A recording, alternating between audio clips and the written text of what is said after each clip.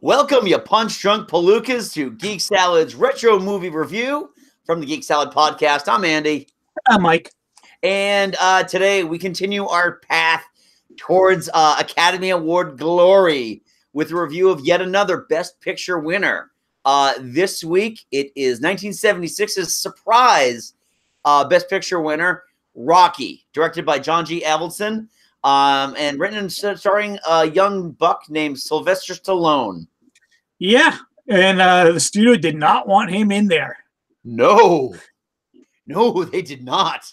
They offered him so much money for the script as long as he didn't star, and he turned them down. He was like living on dog food, and he turned them down.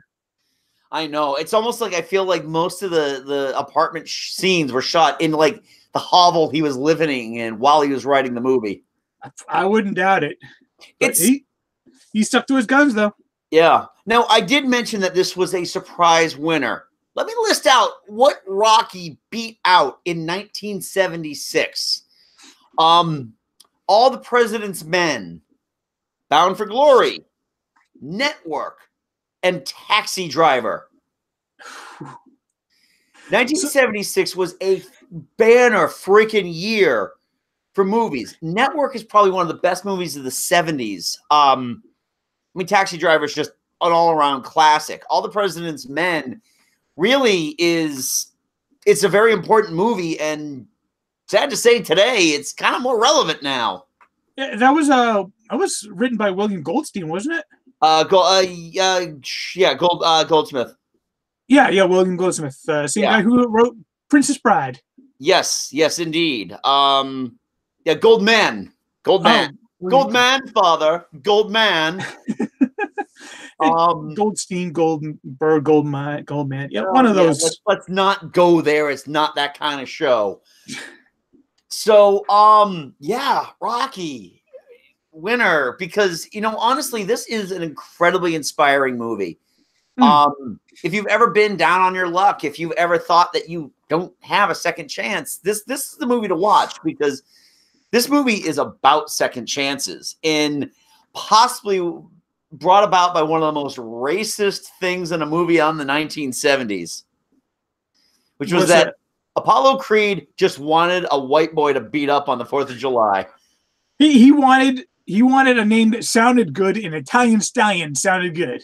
Yeah, exactly.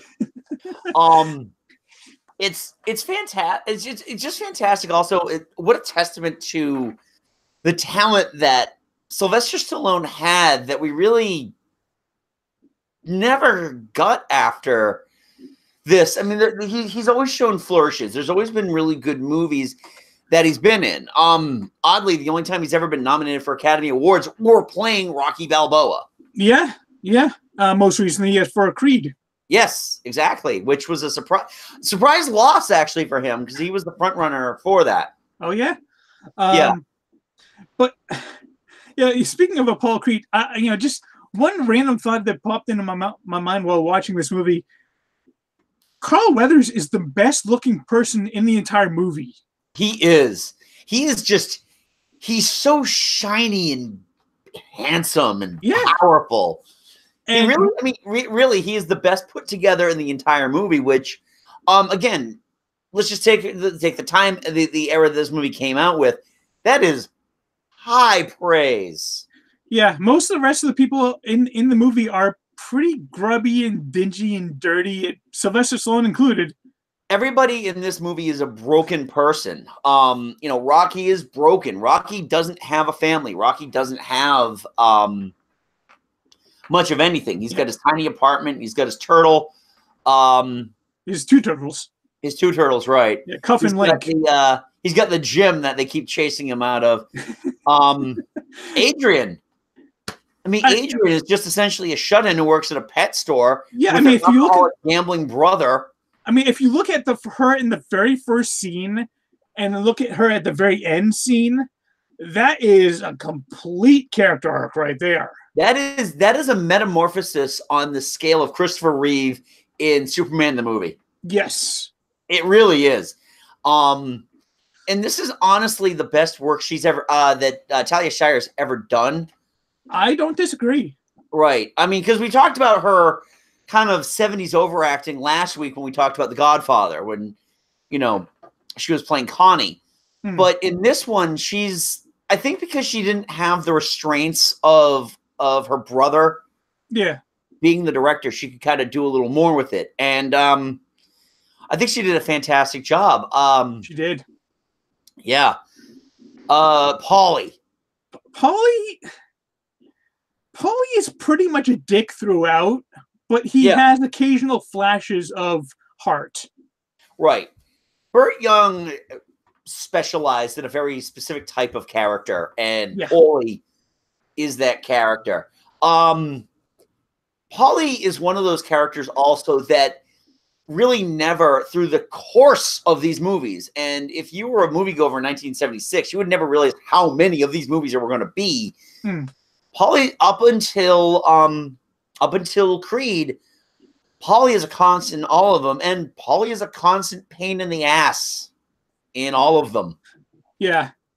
I mean, when he goes after when he starts smashing up the apartment with that bat, you're like, this guy is just dick through and through. But then at the end, he's distracting the cop and holds up the rope so Adrian gives like, damn it, Paulie, you're being a good guy again. What the hell? Yeah, damn it, Paulie, I can't hate you. Where's my flask? My flask of rot gut. Just, I mean, and speaking of other characters that are kind of dicks throughout, but you still love them, Burgess Meredith. Oh my God, as Mickey. Actually, I believe Mickey's last name is Goldsmith. Oh, okay. I believe it is. I mean, I could definitely do the Wikipedia search on it, but Burgess Meredith's Mickey is just so.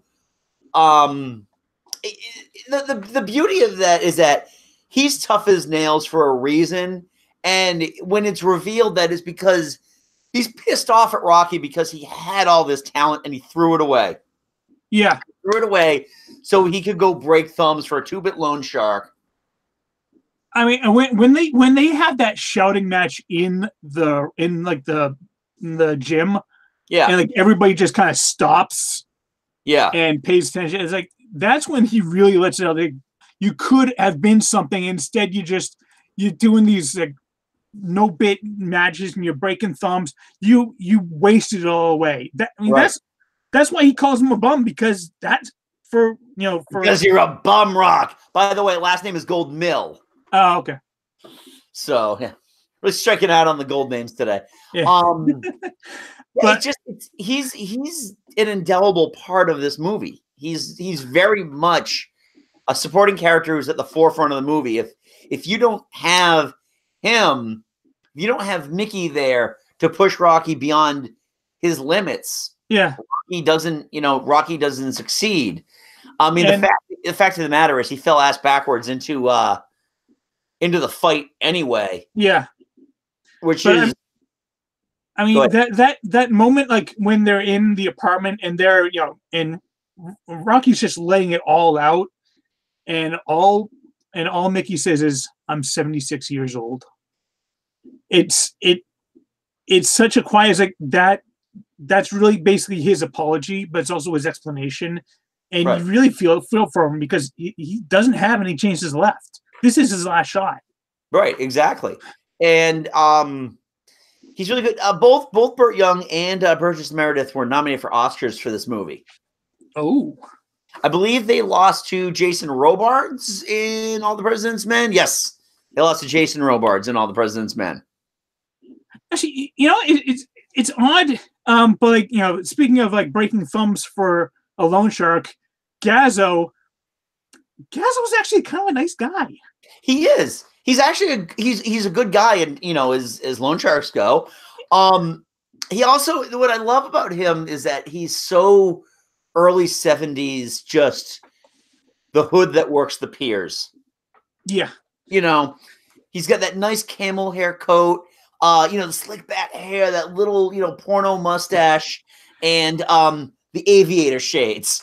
I mean, when you first are introduced to him, you're ready to like just this guy's just he's just a loan shark. He's a bad dude. It was like then like he hears Rocky's got a date, so he gives him like $20. Right. And then when Rocky does is he's like you need to do some training, right? It's $500. What? Yeah. Hey, Rocky's the best thumb breaker he's got. Even though Rocky's he can't bring himself to do it. He always gives him a little extra time. Yeah, like if I break his thumbs, he can't let off. Don't think. Yeah, I think.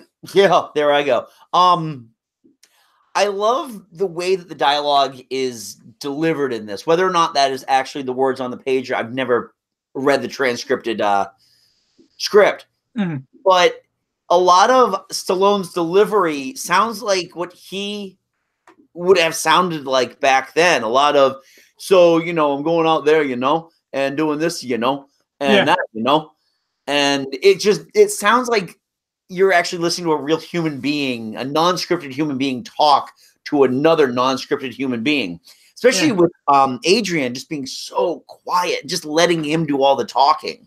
Oh yeah. I mean, a couple of really great scenes with great dialogue that was necessitated due to their very low budget when they're doing the ice skating thing. Yeah. It was originally going to be a couple hundred extras, but then they're like, we can't afford that. We can afford one extra.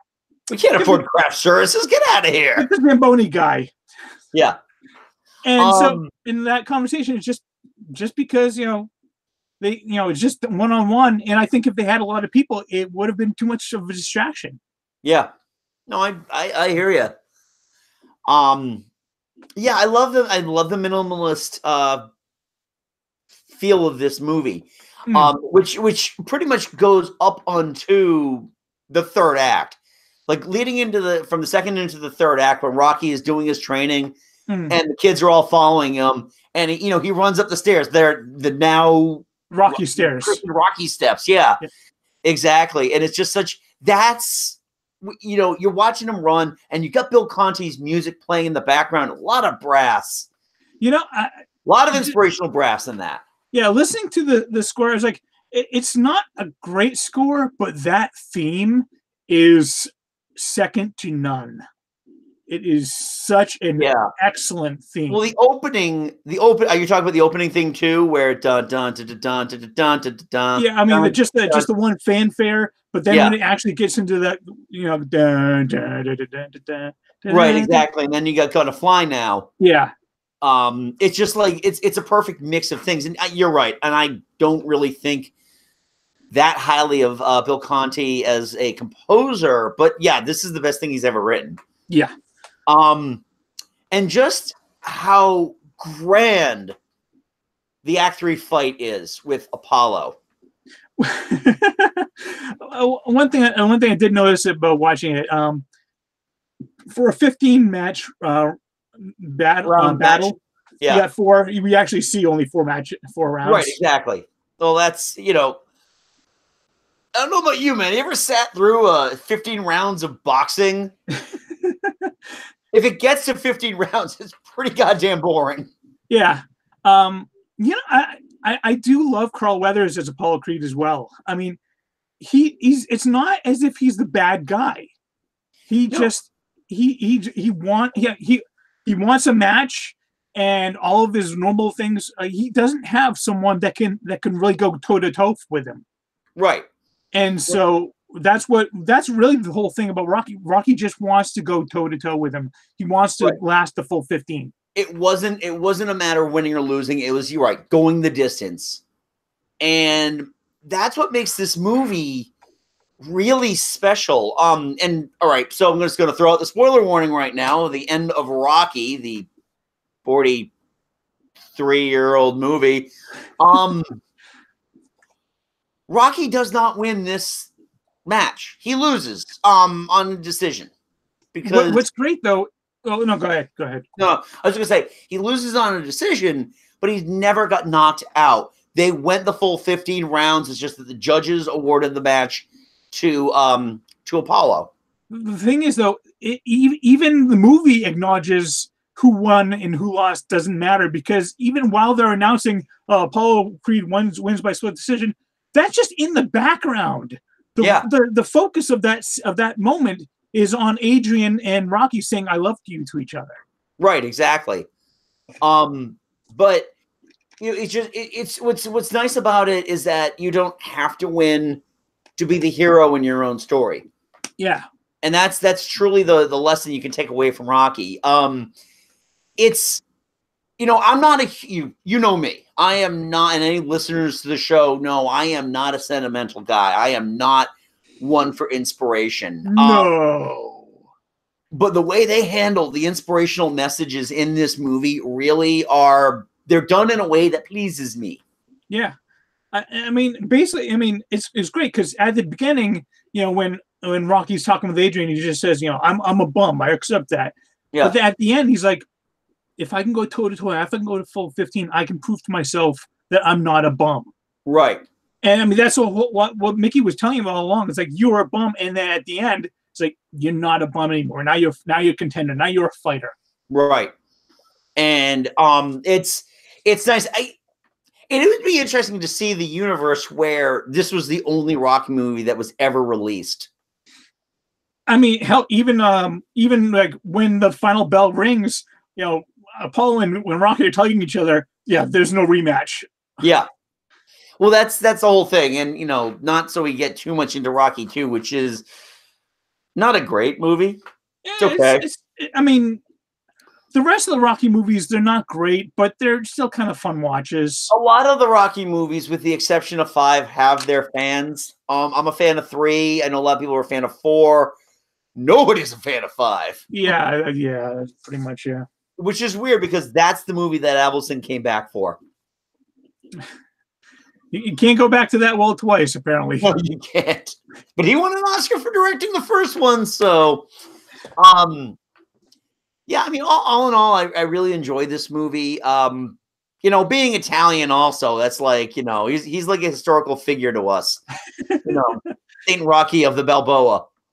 Funny thing is, apparently, I need to go back and rewatch it again, but apparently one of Apollo Creed's bodyguards is a young Michael Dorn.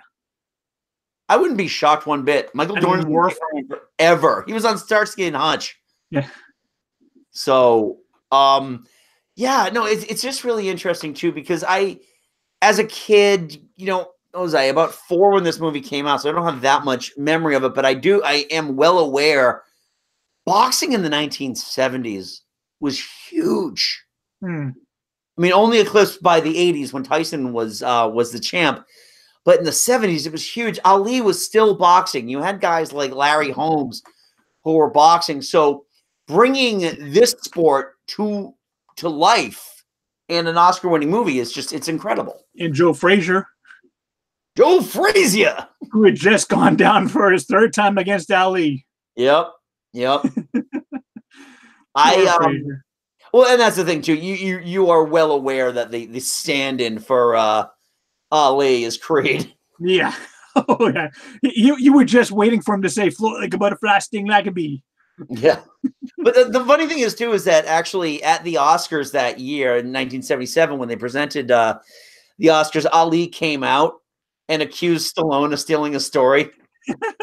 Obviously, it was completely played up, but it was just like, you stole my script. You stole my script. Yeah. I guess Ali had he didn't care. He had no hard feelings. Right. Well, yeah, exactly. He was rolling in the bank, and big time. Stallone went on to do the Lords of Flatbush afterwards. So he got money for this one, so more power to him. Yeah, this movie, when you look at this movie, cost United Artists $1 million in 1976 and made $238 million. That's a bonus advantage right there. That is a sound investment. Now, I've always said, you need 3 times your production budget to recoup. That's still a lot of friggin' money. I think they made at least 3 times right there. Yeah. Yeah. So, yeah, all in all, I love this movie. It's a really great movie. It's weird. If you go into Rocky expecting to see boxing, you're going to be a bit disappointed. There's only about 20 minutes of boxing in this movie. Actually, 20 minutes of boxing, but do you want to see how boxers train? There's about 5 minutes of that. And by the way, don't ever hit a frozen side of beef. You will break your hand. Right. A few years ago, they actually released this series of Rocky action figures. And one of the action, it was just like, it was in a bubble pack, and it was just called The Meat. And it was a side of beef. Oh, let's not forget the true star of this movie, though. Frank Stallone. That's who was Frank in this one? He was the musician on the corner of the street. Oh yeah, of course, because Jackie knew her boy's talents. Sly, you're gonna do something. Frank, go over there. Frankie, you're far from over, boy. You're far from over. This was before Far From Over, actually. He had about 7 years before Far From Over. Yeah, he was still waiting for his big break. Never really came. No. So, yeah, so that was Rocky. If you feel that we missed anything you want to discuss about Rocky, please leave it in the comments below. Don't forget to give this video a thumbs up and subscribe so you get more content. Next week, Mike and I cover last year's Best Picture winner, Guillermo del Toro's The Shape of Water, which will be an interest. You haven't seen it yet, have you? No, I haven't watched it yet. Yeah, you got to get around to watching it in the next week. I watched it about 2 weeks ago. I really enjoyed it, and I'll tell you my thoughts next week.